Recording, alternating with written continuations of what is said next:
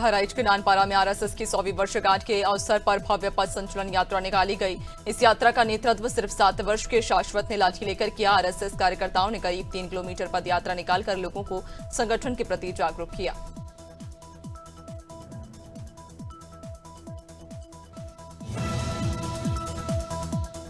छतरपुर थाना civil line police ने अंतर्राज्यीय मोटरसाइकिल चोरी के गिरोह का खुलासा करते हुए 3 आरोपियों को गिरफ्तार किया और 7 मोटरसाइकिल बरामद की। चोरी में प्रयुक्त चाबी के गुच्छे और पेचकस भी जब्त किए गए। आरोपी जयदेव वाजपेयी चोरी, एनडीपीएस, आबकारी जैसे 8 अपराधों में, कृष्ण औतर चोरी के अपराध में पूर्व से लिप्त है।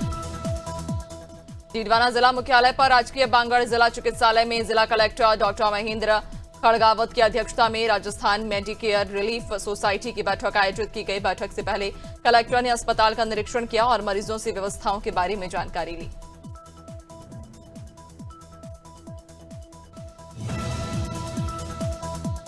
गंजबासौदा बहलोट बाईपास रोड पर दोपहर को पारिवारिक विवाद के चलते बहू ने गुस्से में आकर घर में तोड़फोड़ कर पलंग और बिस्तर में आग लगा दी। आग से धुआं फैलने पर मोहल्ले में अफरा तफरी मच गई और लोग बाहर निकल आए। पड़ोसियों ने पानी डालकर आग बुझाई।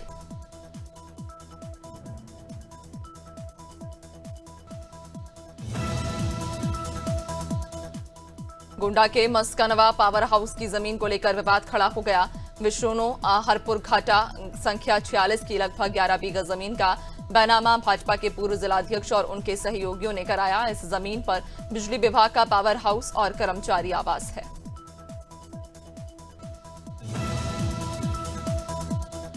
ग्वालियर में आबकारी विभाग ने अवैध मदिरा के विनिर्माण, विक्रय और परिवहन के खिलाफ विशेष अभियान चलाया। भितरवार क्षेत्र में चकमियापुर और गोलपुरा कंजरा डेरे पर दबिश दी गई, जहां 5000 किलो गुड़लहान और 10 लीटर हाथ भट्टी मदिरा बरामद हुई। मौके पर एक स्टील भट्टी भी जब्त की गई।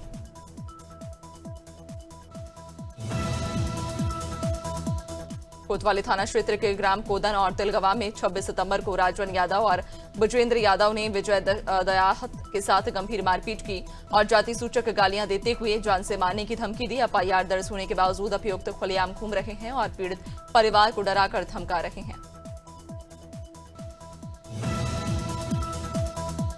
पीलीभीत के प्रसिद्ध सखिया मंदिर उर्फ डॉक्टर ब्रह्मदेव के मंदिर पर शनिवार को एडीएम ऋतु पुनिया और एसडीएम नागेंद्र पांडे पुलिस बल के साथ पहुंची और सरकारी भूमि पर लग रहे मेले को तत्काल प्रभाव से रोक दिया। सैकड़ों दुकानों को हटवाकर आमजन के आने पर प्रतिबंध लगाया गया।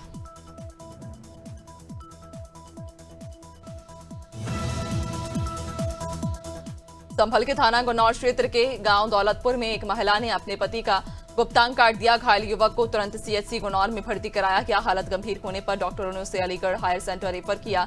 पुलिस ने घटनास्थल से ब्लड बरामद की। शादी के 5 महीने के दौरान लगातार झगड़ों और कलह के बाद महिला ने यह कदम उठाया।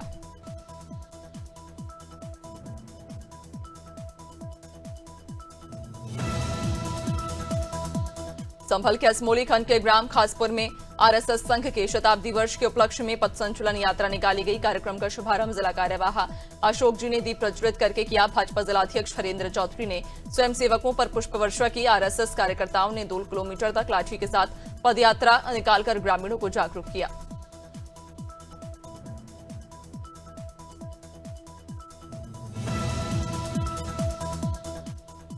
रजपुरा थाना क्षेत्र में सचिवालय गेट के सामने भूमि विवाद के चलते 2 पक्षों में लाठी डंडों से जमकर मारपीट हुई।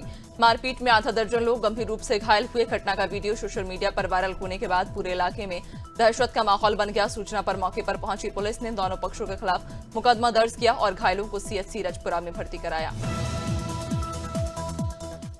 सिरौंज थाना से अदालत तक असद जिलानी को पुलिस ने पेश किया। हालांकि पुलिस ने यह बताया जुलूस नहीं निकाला गया, बल्कि आरोपी को अदालत में पेश किया गया। इसी दौरान विश्व हिंदू परिषद और बजरंग दल के कार्यकर्ताओं ने कलेक्टर के नाम ज्ञापन सौंपकर आरोपी पर रासुका लगाने की मांग की।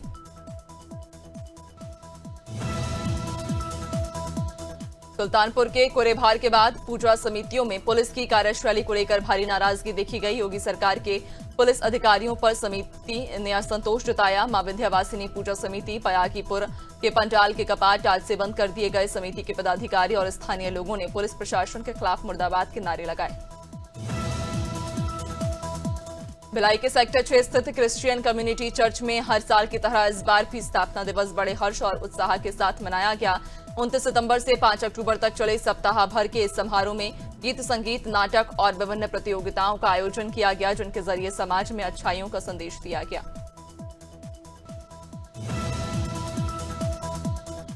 दिल्ली के बसेरा पार्क में गरबा उत्सव का भव्य आयोजन हुआ, जिसमें सीएम रेखा गुप्ता और उपराज्यपाल विनय कुमार सक्सेना की पत्नी संगीता सक्सेना ने शिरकत की। आयोजन में भारी संख्या में महिलाओं ने पारंपरिक गरबा नृत्य में भाग लिया। उपराज्यपाल सक्सेना ने कहा कि गरबा अब एक धार्मिक आयोजन बन चुका है, जो गुजरात से निकलकर देश दुनिया में लोकप्रिय हो गया। झांसी के लहचूरा थाना क्षेत्र से एक दिल दहला देने वाली वारदात सामने आई, जहां 8 साल के मासूम का शव भूसे के कमरे में मिला। घटना स्थल पर पहुंचे एसपी ग्रामीण डॉक्टर अरविंद कुमार ने बताया कि पोस्टमार्टम रिपोर्ट के बाद ही मौत के कारणों का पता चल सकेगा। इकलौते बेटी की मौत से परिवार का रो रो कर बुरा हाल है।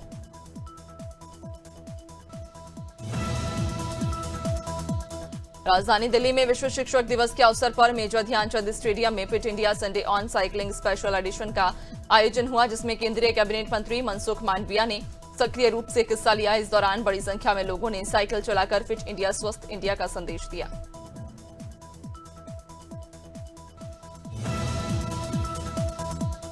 हरदा जिले की राहटगांव तहसील के ग्राम झाड़बीड़ा में सड़क की खस्ताहाल स्थिति से परेशान ग्रामीणों ने धरना प्रदर्शन किया।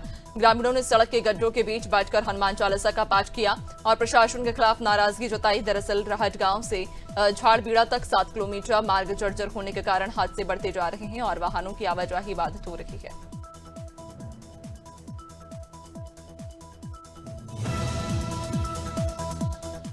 जबलपुर के गढ़ा क्षेत्र में दशहरा जल समारोह के दौरान बड़ा हादसा हो गया, जहां स्वागत पंडाल का प्रेस गिरने से 7 लोग घायल हो गए। हादसे में गंभीर रूप से घायल एक महिला ने इलाज के दौरान दम तोड़ दिया, जबकि 13 वर्षीय मासूम गंभीर अवस्था में अस्पताल में भर्ती है। फिलहाल पुलिस पूरे मामले की जांच कर रही है।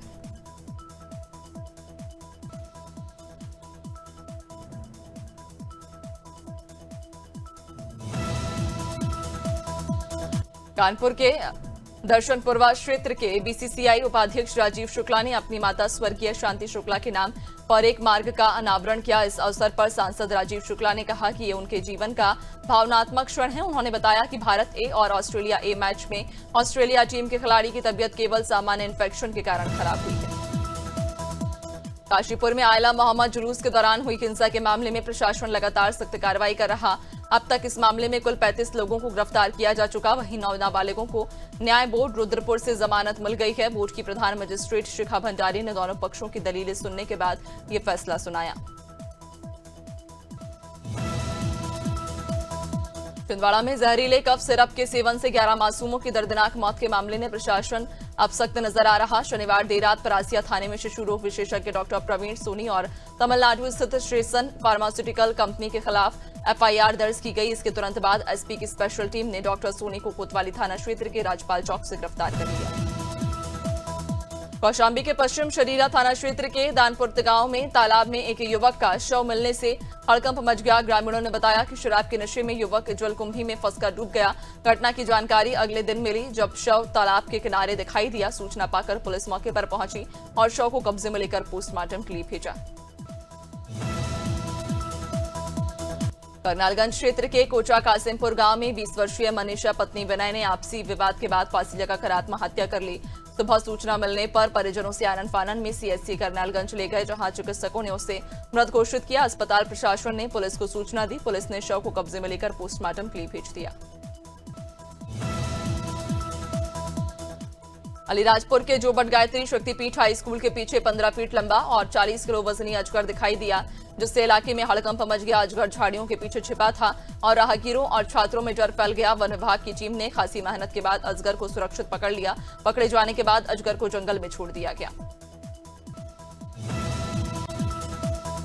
बुलंदशहर के खुर्जा थाना क्षेत्र में बीती रात मुंडा खेड़ा नहर की पटरी पर पुलिस और कार सवार बदमाशों के बीच मुठभेड़ हुई। पुलिस ने जवाबी फायरिंग में सोनू सक्सेना को घायल कर गिरफ्तार किया, जबकि उसका साथी अंकित भी पकड़ा गया। दोनों पर कई थानों में संगीन मामले दर्ज। पुलिस ने घटनास्थल की घेराबंदी कर कार्रवाई की।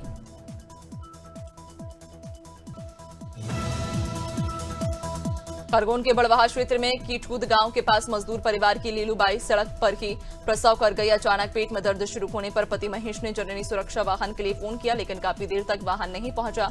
स्थानीय लोगों और प्राइवेट एम्बुलेंस की मदद से लीलूबाई ने नॉर्मल डिलीवरी की। मां और नवजात को सुरक्षित बड़वाहा सिविल अस्पताल पहुंचाया गया।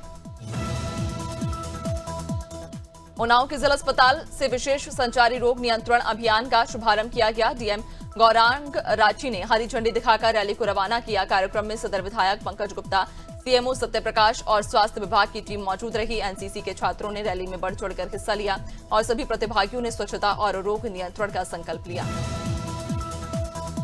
उन्नाव के बेहटा मुजावर थाना क्षेत्र के शीतलगंज गांव के पास लखनऊ आगरा एक्सप्रेसवे की हवाई पट्टी सर्विस लेन पर अज्ञात युवक का शव सड़क पर खून के निशानों के साथ मिला। युवक के सिर में गंभीर चोट देखी गई। मौके पर बांगरमऊ और बेहटा मुजावर थाना पुलिस पहुंची। प्रारंभिक जांच में हत्या या सड़क दुर्घटना के एंगल पर जांच की जा रही है।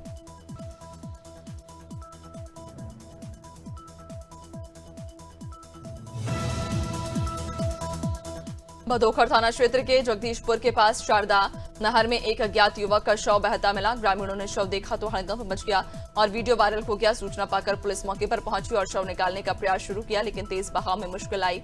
पुलिस ने कहा कि शव दूर से बहाकर आया हो सकता है, हत्या की संभावना से इनकार नहीं।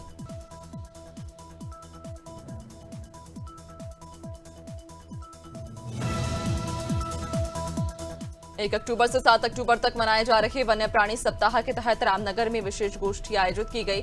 कार्यक्रम में वन विभाग, बार एसोसिएशन और विधिक सेवा प्राधिकरण के अधिकारी और अधिवक्ता शामिल हुए। वक्ताओं ने जंगलों और वन्य जीवों के संरक्षण के महत्व पर जोर दिया और कहा कि घटनाओं की सूचना तुरंत विभाग को दी जाए। वित्त मंत्री निर्मला सीतारमण ने गांधीनगर से आपकी पूंजी आपका अधिकार अभियान की शुरुआत की। इस कैंपेन का उद्देश्य लोगों को उनकी अनक्लेम्ड पूंजी यानी पुराने बैंक अकाउंट, बीमा पॉलिसी, शेयरों और म्यूचुअल फंड्स में फंसी रकम वापस दिलाना है। ये 3 महीने यानी दिसंबर तक चलेगा।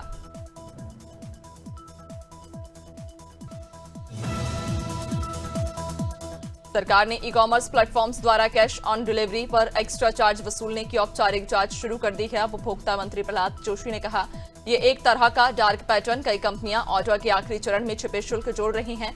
जुलाई में ज़ेप्टो जैसे ऐप्स के खिलाफ शिकायतें आई, जहां कैश हैंडलिंग फीस ली गई थी। टाटा मोटर्स की कॉम्पैक्ट एसयूवी नेक्सॉन ने सितंबर 2025 में बिक्री के सभी रिकॉर्ड तोड़ दिए। कंपनी ने कुल 22,563 यूनिट्स बेची, जिससे यह महीने की सबसे ज्यादा बिकने वाली कार बन गई। इससे मारुति, हुंडई और महिंद्रा जैसे ब्रांड्स को पीछे छोड़ दिया। पेट्रोल, डीजल, सीएनजी और ईवी वर्जन की संयुक्त बिक्री के साथ टाटा की अब तक की सबसे बड़ी सफलता साबित हुई।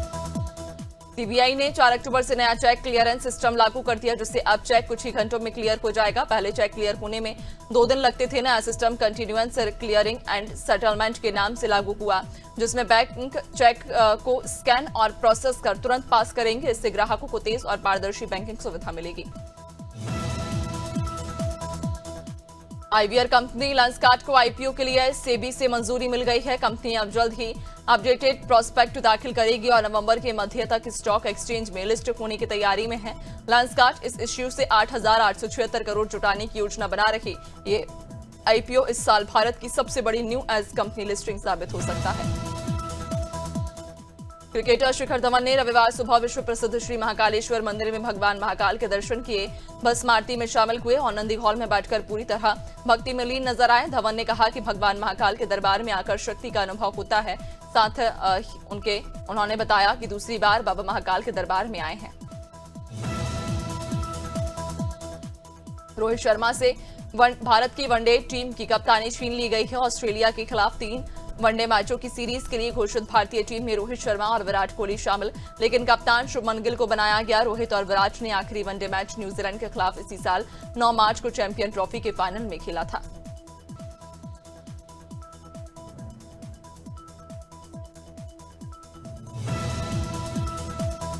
भारतीय विकेटकीपर ध्रुव जुरेल ने अहमदाबाद के नरेंद्र मोदी स्टेडियम में वेस्टइंडीज के खिलाफ अपना पहला टेस्ट शतक लगाया। उन्होंने 125 रन की पारी खेली। इस पारी के सहारे भारत ने वेस्टइंडीज के खिलाफ पहला टेस्ट पारी और 140 रन से जीता। ध्रुव के इस प्रदर्शन से उनके पिता नेमचंद बहुत खुश हैं।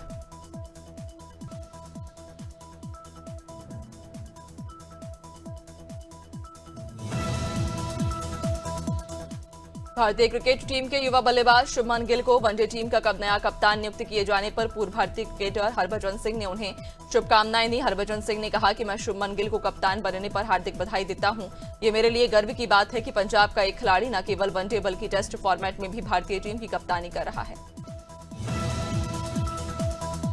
आर्यन खान की directorial series bads of Bollywood लगातार चर्चा में। कई विवादों के बीच अब कॉमेडियन सुनील पाल की छवि बिगाड़ने के आरोप लगाए हैं। साथ ही उन्होंने कहा कि आर्यन ने उसी इंडस्ट्री को गलत तरह पेश किया जिसने उनके पिता शाहरुख खान को सुपरस्टार बनाया है।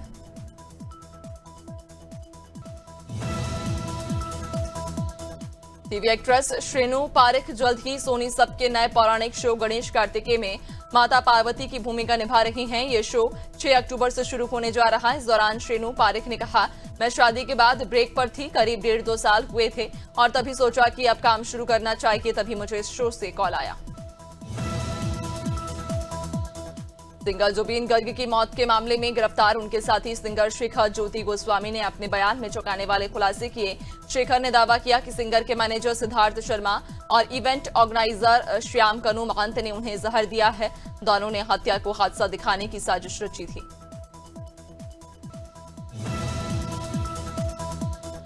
टीवी का सबसे चर्चित रियलिटी शो बिग बॉस 19 लगातार सुर्खियों में बना। इसी बीच शो में एक बड़ा ट्विस्ट आने वाला है।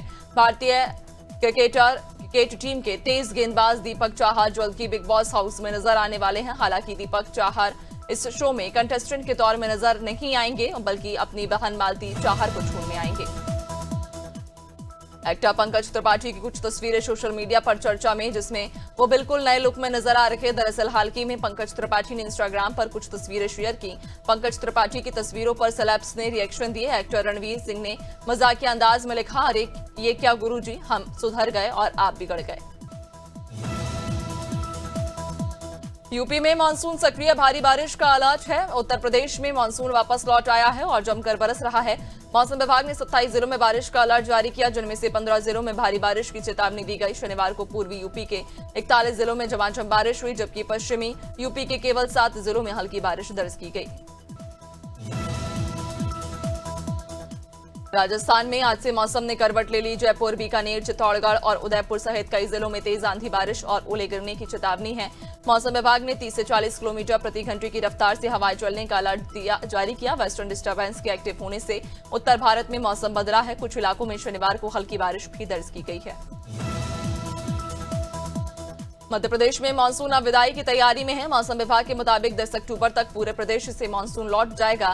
फिलहाल 12 जिलों से मानसून विदा हो चुका है, जबकि अगले 3 दिन हल्की बूंदाबांदी और कहीं कहीं तेज बारिश की संभावना बनी हुई। शनिवार को भोपाल समेत 15 जिलों में बारिश हुई और 3 डैम के गेट भी खोले गए। हिमाचल प्रदेश में रात से मौसम एक बार फिर करवट लेने वाला है। वेस्टर्न डिस्टर्बेंस एक्टिव होने से 7 अक्टूबर तक तेज बारिश, ओलावृष्टि और आंधी तूफान की चेतावनी जारी की गई। शिमला मौसम विज्ञान केंद्र के अनुसार पहाड़ों पर 40 से 50 किलोमीटर प्रति घंटे की रफ्तार से हवाएं चल सकती हैं।